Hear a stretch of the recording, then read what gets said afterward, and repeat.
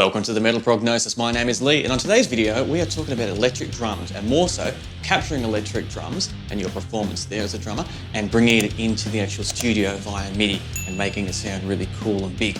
So I was hanging out on Nick Leonards Music's Discord channel, which is a pretty cool place with some cool conversations, and someone was asking that exact same question, taking it from A to B.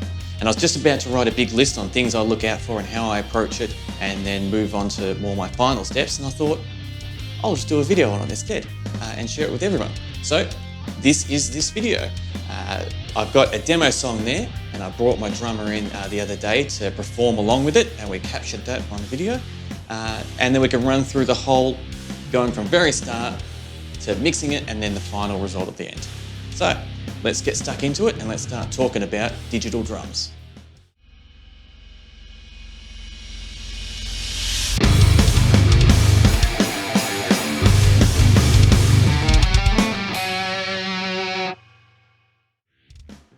So in the studio, I use the Alesis Electric Drum Kit, which is really cool. And there are two main ways of capturing the sound of it. First one is very simple, which is audio. So using the audio and the sound effects it has within the drum kit. So we use that a lot for rehearsing, just because it's quick and easy, and the sound quality that doesn't need to be huge and amazing. So we either plug that straight in our PA or straight in our in-ears.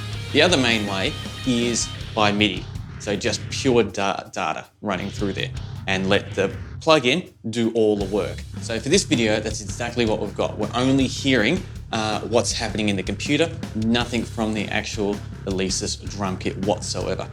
So let's run through a quick checklist of things that I really look out for firstly when preparing a drummer or when recording a drummer using the electric drum kit.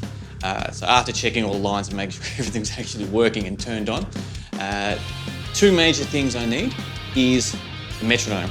Make sure it's all synced up, and all the guitars and the backing tracks, or I like to call them ghost tracks, are all nice and in time, so while the drummer's playing, they can actually make sure they're confirming that their hits are spot on as best as possible. And there's other reasons too, which we'll go into later on, about why it's crucial to use a metronome. And the other thing is, I don't like drummers just playing what I like to call open-eared, which is where you just have nothing in your ears, you're just going off the room sound.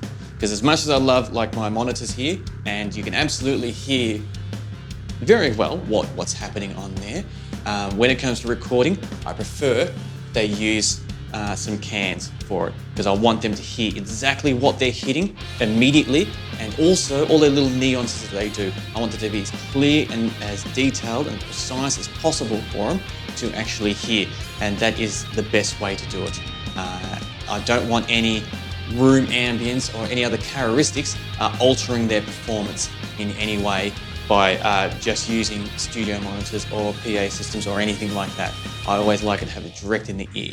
So even though there is no microphones capturing any sounds for this, because we're just using a data cable for it, I still like them to use the cans. Now these cans here, which is what they use in their performance, is an open end one, and because we've got no microphones and that happening, there's zero spill, it doesn't matter. So these actually worked a real treat. So now let me play the actual drummer's performance for you, and the audio that I've captured for it is identically to what the drummer was actually hearing while they were performing. So you're going to hear the metronomes, you're going to hear the ghost guitars, and the drum sounds that you're hearing are the drum samples on my Stephen Slate drums right there. So let's check that out quickly, and then after that we'll hop onto the computer and then we'll run through exactly what it looks like straight off the bat, nice and raw MIDI, and then how we can work it and things to look out for, and any other little things that might pop up in my mind while we're having this conversation. So enjoy this capture of this little drum groove.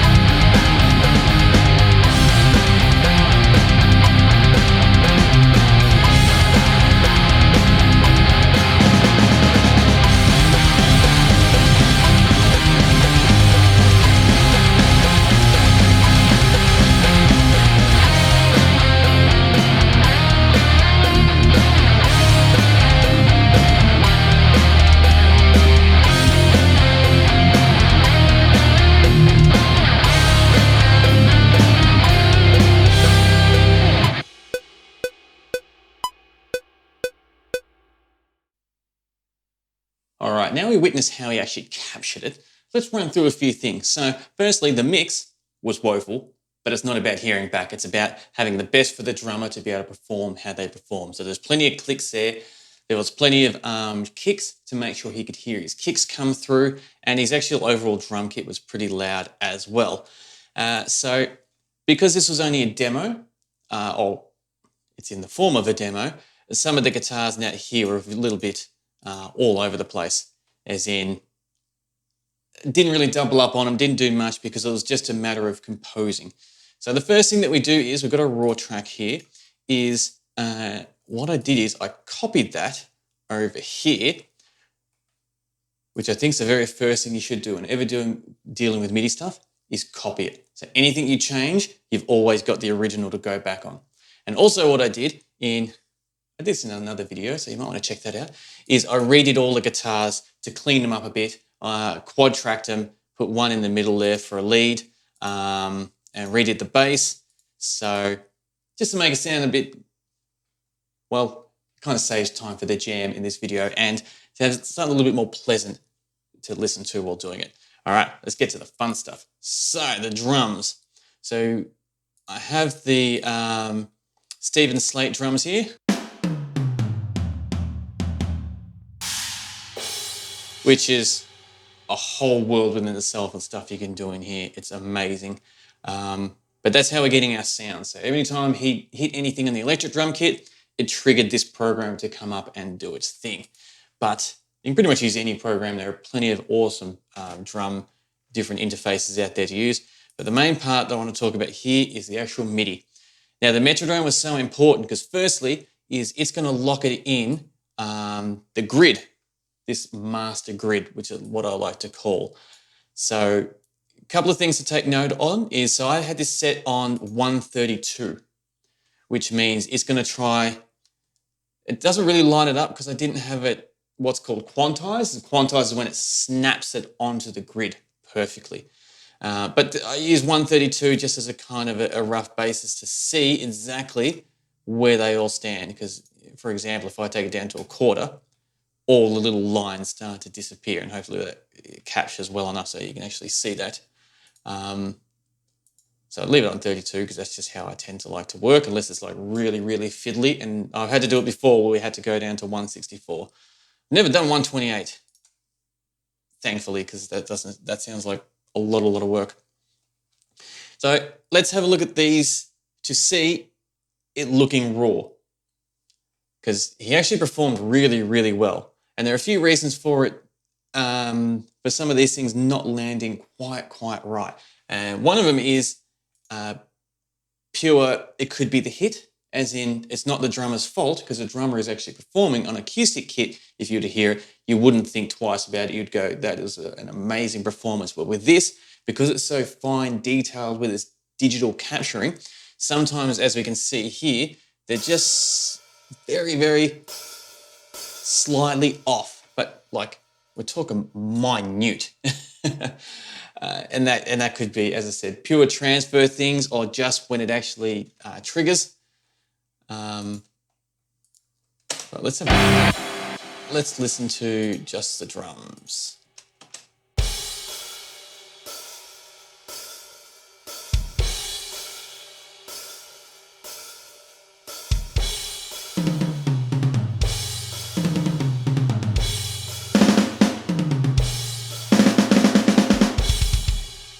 So that little intro part was really, really well done. All of it was very well played, so I'm not going to keep going on and on about that in this video, because otherwise the whole video would just be that. But as you can hear, it all doesn't line up 100% perfectly, but it sounds nice and fluid. So let's just touch base on a few of the things here. So the difference between playing and manually putting it in is normally you wouldn't have them cranked up this high because a drummer doesn't hit the kicks that hard on an acoustic kit. But in this case, that's how it's registered. So this characteristics of the electric drum kit, the soft, I don't want to say soft hits because they are decent enough where it's triggered to it to be full velocity. Clearly doesn't need to hit it that hard before it hits its peak to go, all right, we are at absolute max now, which is not a problem. We can bring them back to, it sounds stupid, I know. We're going to bring them back to make them sound more human, even though we know 100% a human actually played this. But it's pure characteristics and how we deal with the digital world. So we have a couple of points here that I can see is we've got some stuff there. This looks really, really bad when you zoom in. In a sports game, if you see a hit and you think that's really bad, or you think not quite sure, and they slow it down to 1/10 of a second and play it that way, it's going to look like one of the worst things you've ever seen. But that's not the case when you're actually playing it live and at real speed. Exactly the same theory with the drums here. Even though that looks like it's way off, but I've got that zoomed in as maximum as it can go. And if you go out to a decent one, you can only see it's just slightly out. Now, we're dealing with musicians, we're dealing with people. There's a good chance my guitaring, I might start just a tad bit early. So let's listen to it with the guitars and see if we can tell a difference if it actually is spot on or if there is a discrepancy between the two.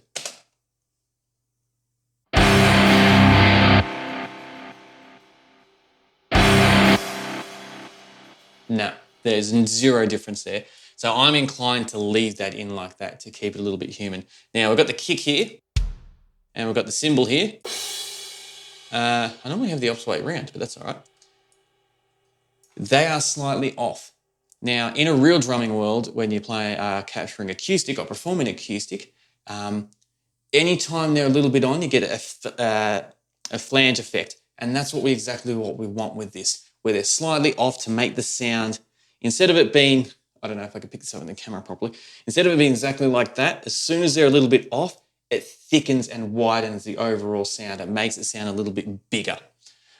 So I always leave it like that. I normally leave it like that if it sounds good, because that's the test. If it sounds good, it is good.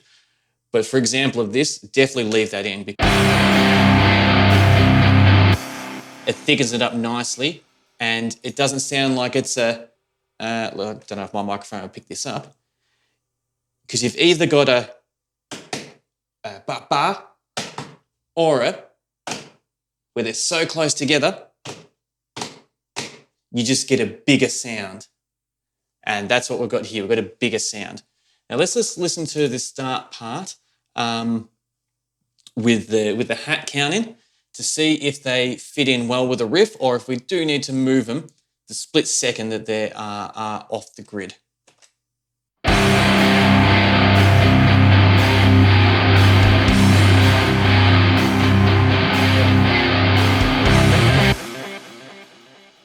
My lead has a bit of delay on it there.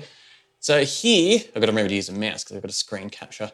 I'm used to talking to people face to face, so I'm used to pointing at the screen. It's a habit I've got to change with these videos. So this one here looks like it's out very noticeably. But when we hear it, it sounds fine. So I'm going to keep it there.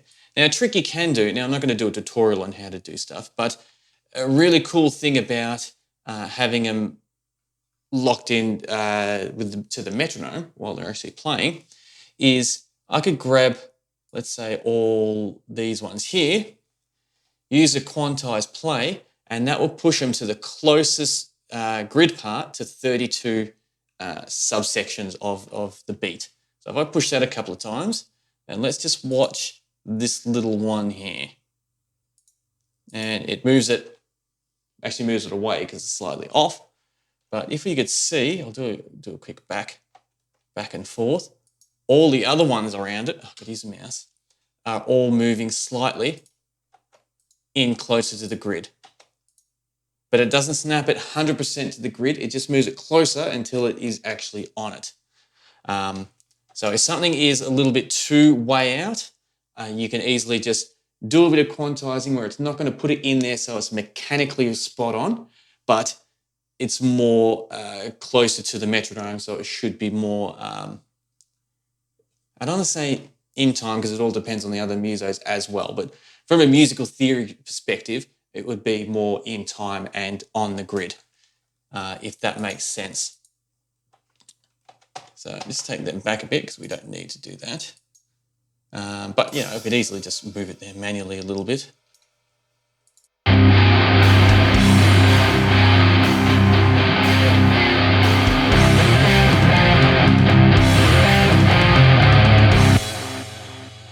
All these little fills once again, and this is my main point about doing this video, is when you see little fills like that, you don't have to get them spot on the grid for them to be correct, because that's not how drums work.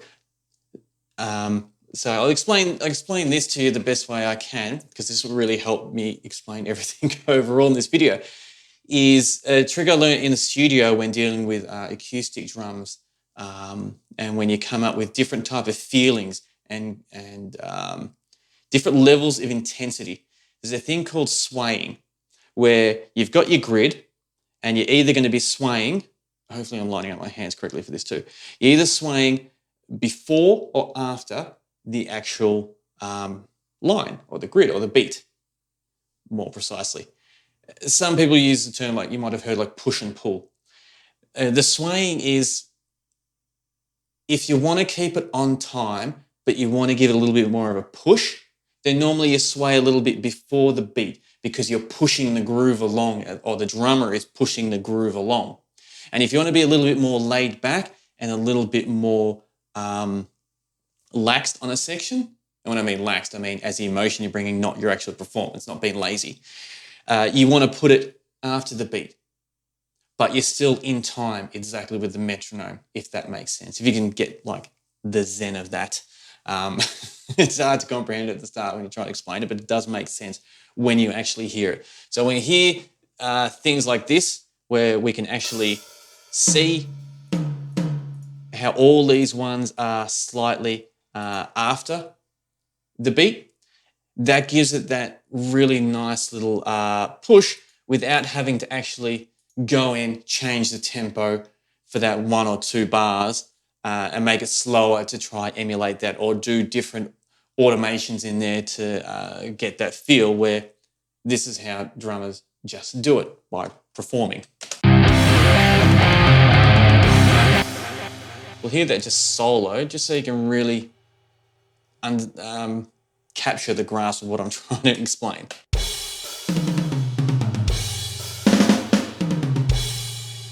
And there was one beat I think there that could be a little bit better. Which one was it? I think it might be that one. Yeah, these two might be separated a little bit too much. I'll bring that in a bit. Yeah, it's a bit better. And let's listen to it with the metronome now.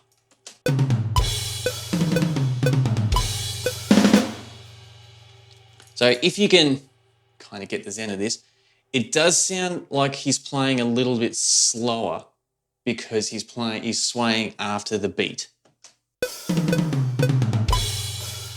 Yet, as you can see, he's not playing slower at all, and the metronome is keeping the exact same timing. And here's another really good example, and there's going to be lots, so I'm not going to go through all of them. But with these ones where he's absolutely running before the beat each time, and it still sounds correct.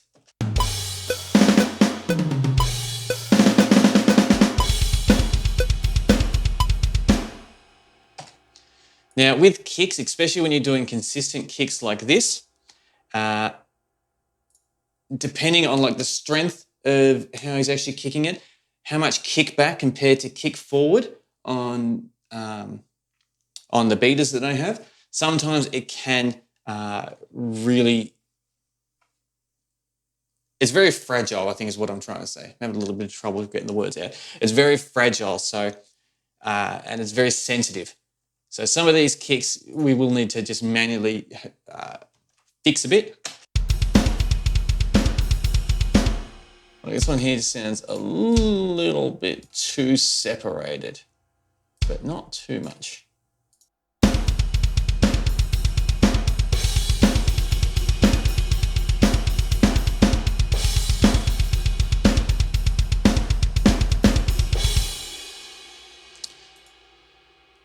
Now, like a lot of these things, like we've got, again, the kick and the cymbal aren't spot on, perfectly robotically in line, but because they're slightly off, but they're not off enough to sound like it's two separate hits, it just sounds thicker on the way how that has captured and given it, which is really, really cool.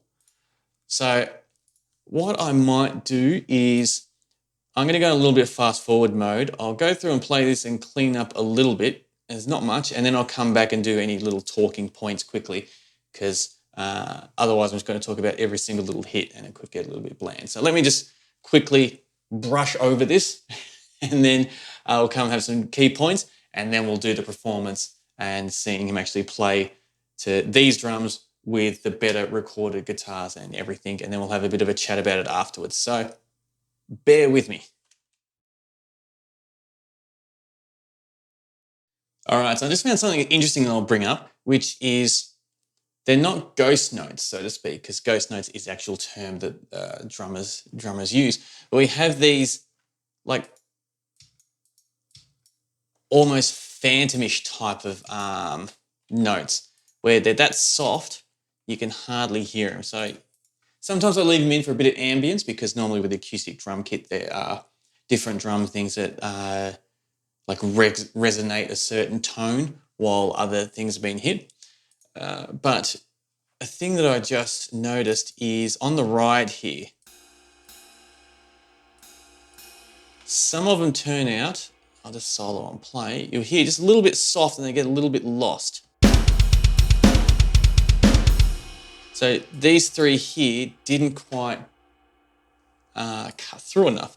So yeah, it's just a simple case. I've always tried to keep the characteristics, if I can, to exactly what the drummer did, because that's part of what makes the beat. And now let's just listen to it to see if that's more, well, in the mix.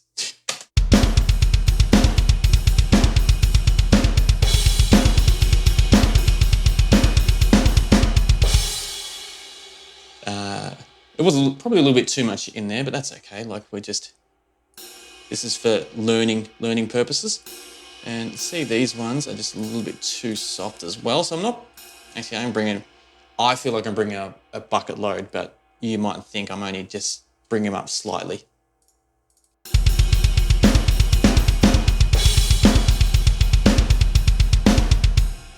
So all these ones are sounding just a little bit too much. So if we just grab them like that and put them up a little bit, hopefully that will solve it.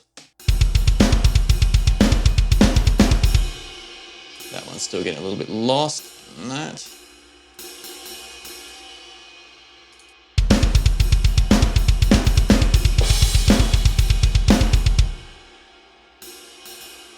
Which in a way is an effect in itself if you actually decide to miss one and then do like an offbeat thing, which is really cool, but that's not what he was playing, because you can clearly see there was a hit there, it's just not cutting through.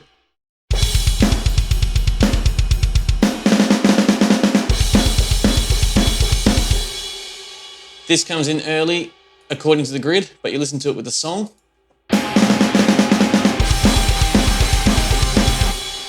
And it sounds spot on.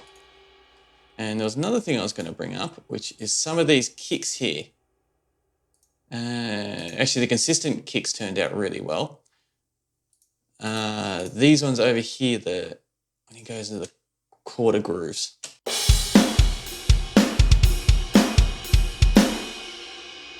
That one there seems a little bit like a slip, so I'll bring that back in.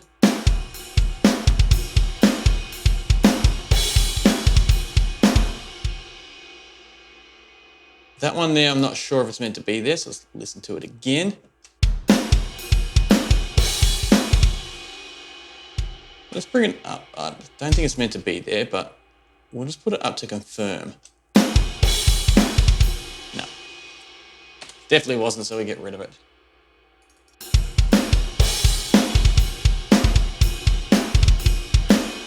So that was a little bit of a dribble there that we didn't want.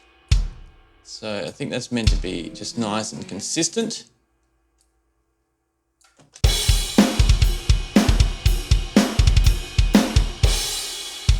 Now, once again, I'm just doing little moves. I say little moves, that was in my books, a big move. Let's just test that.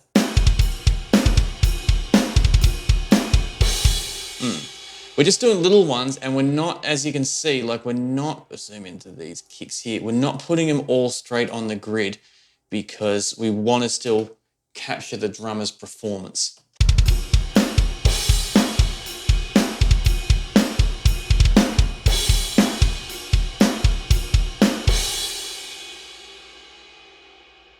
So that's sounding much better now. So the other thing you can do from here, you can definitely delve in more deep like this. Like those kicks are all pumping pretty hard.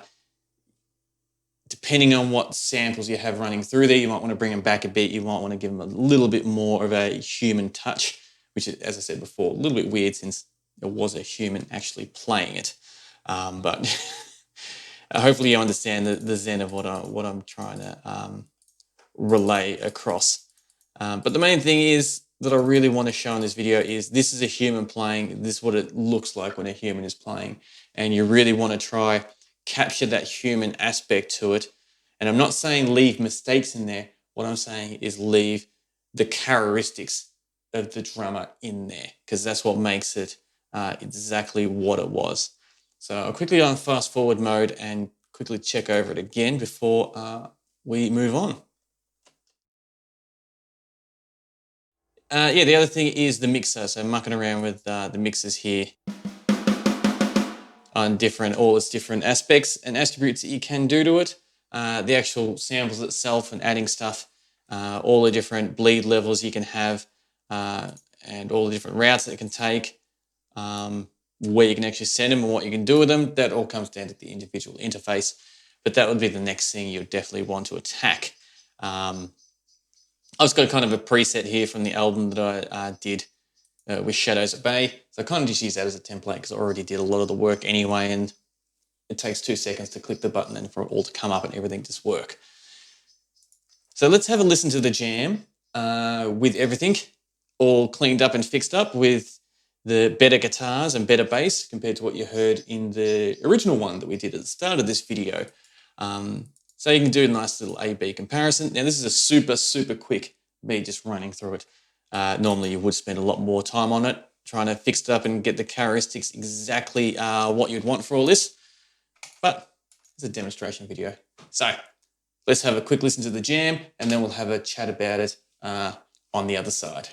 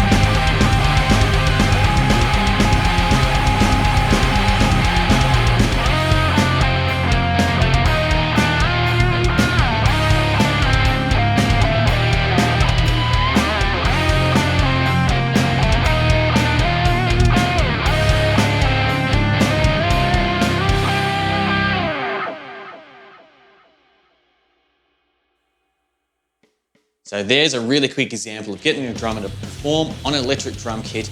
So you capture it all on the computer and then can alter it from there. And as you saw, very, very easily and quickly. So just a quick note that I didn't mention before that I thought about while doing the mix down for it was probably the most important thing, yet unfortunately the most hardest thing to do while doing this is to not judge it with your eyes. Because we're dealing with drum mapping, whether you're using a piano map or what I've got there, the drum map, where you can actually see it slightly off the grid, doesn't mean it's incorrect. And it's more important to listen to it and to feel the groove and the flow of it to assess whether it's correct or not, rather than using your eyes, because it's a really bad habit because you're coming from a biased opinion because you're seeing it out of a line and instinctively wanting to put it in there so it's perfect and spot on. But that's not how it works. And I'm very fortunate because I was brought up in the engineering world with acoustic drums first. So I learned how to sway off the beat and how to listen to whether it is correct and if it is a characteristics aspect, or if it actually is a mistake that we need to fix or rectify or go over, or whatever the scenario might be calling for. So I approach the same with when I deal with the Midi drums, and hopefully I gave enough of an example there, which for me would have been subconsciously, of just listening to it and assessing it that way, primarily over seeing exactly if it is on the actual beat or not. So yeah, the hardest, most challenging thing, but also the most important. There is heaps and heaps and heaps I can say on this, but I think that's enough of this video. The main thing I want to show is the preparation beforehand, what it looks like raw, because I would hate for anyone to actually give it a shot, hop on the electric drum kit, and that's what how I feel like when I do my drum grooves. When I talk to my drummer, like, play a groove. That's my hand signal for that. Is preparing before it, and when you actually do it, sorry, let me get back on message. I'd hate for anyone to actually perform it, look at their MIDI file and think, holy bejesus, I am way out on so many of these things, when in fact you might not be. Now there could be other aspects involved, like latency issues, or issues with the triggers. They might be triggering slightly different, you might have an issue there. So there's definitely other factors that could be involved, but let's say none of those are in there and you do actually capture it like we did there. I don't want you to look at that and go, I'm incorrect because they're not spot on and I need to re-record it, or I need to quantize it automatically to make it all spot on as best as possible, because that's not the characteristics and you're actually going to lose the performance of the musician by doing that. And I think that's a very important thing, because we want to keep the muso aspect into it, because that's what we're doing. That's why you get that person, if it's yourself or someone else, to actually perform. So this is lots of fun putting together. Just to quickly run through the main aspects of the highlights of this video. Perform with a metronome, have cans while you're actually performing yourself as a drummer, or if you're working with a drummer. Do a copy of the MIDI immediately. So if something does muck up or you quantize something wrong by pushing a fancy button to automate something and it throws everything out, you've always got the backup to go up backed on. Use your ears, not your eyes. And yeah, it's creative, just like any tone chasing on guitar, bass, or anything else. It's heaps and heaps of fun. And it can be a little bit of a rabbit hole, but it's a fun rabbit hole nonetheless. So I really hope you enjoyed this video of me babbling on a lot more than usual and putting this together. It was lots of fun doing, and it was cool bringing in my drummer from my band, Shadows of Bay 2, to make a little appearance to help out too, because that was heaps of fun. He pretty much played through that song 3 or 4 times before actually doing that final take. So absolutely, if I had a hat, I'll tip it off to him, because he did an absolutely spectacular job for this video here. Let me know what you think in the comments below. Definitely check out Nick Leonards Music Discord channel, because we have heaps of discussions like that in there. I need to be more active on there, but I'm still trying to navigate my way through there as best as possible, because it's new to me. And I definitely look forward to chatting with you next time.